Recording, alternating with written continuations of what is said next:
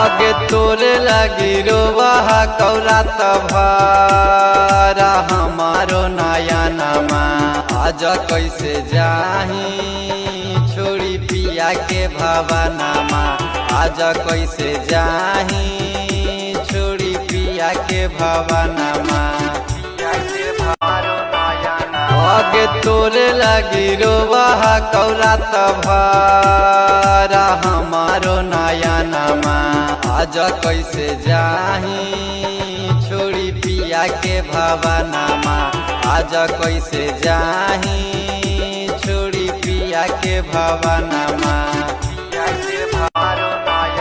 आगे तोरे लगी रोवा कौरात भारा हमारो नया नमा। आज कैसे जाही छोड़ी पिया के भवनमा।